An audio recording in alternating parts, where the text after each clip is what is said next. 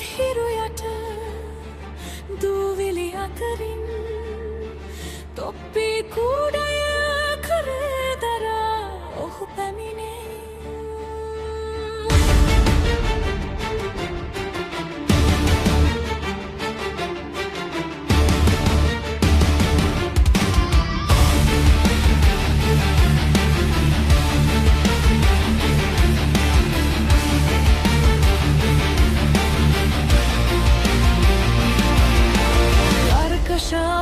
වෙහෙසින් මිනිසෙක් තනිව නියඟය මැදින් ගමින් ගමට බලාපොරොත්තු රැගෙන ජීවිතයේ බර හිස මත දරාගෙන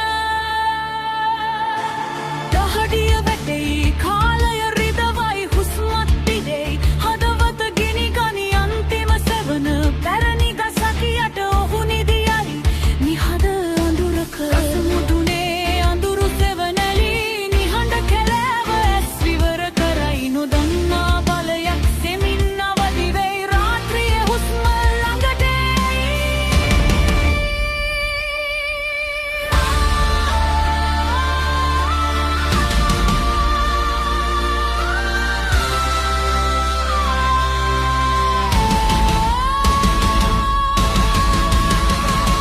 තොප්පි වෙලෙන්දා ගිනිගත් මාවතේ තනි සෙවණැල්ලක් කාලය සමග යුද්ධ කරයි. අඳුරු බලා ගර්ජනාවය හසාද දරවයි. අඳුරු කැලෑව තුර ඔහුගේ ඉරණවලිය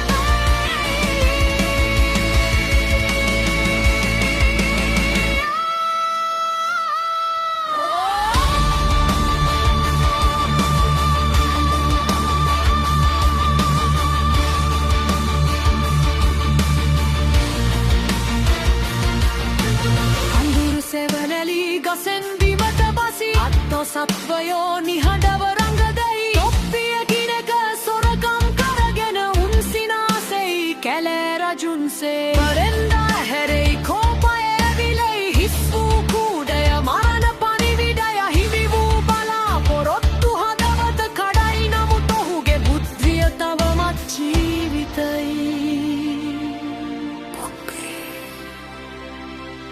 මට අපස දීපන් දීපන් දීපන්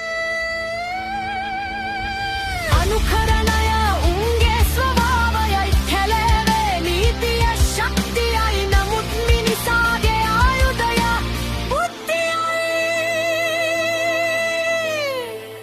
අන්තිම උපකරණය අන්තිම සටන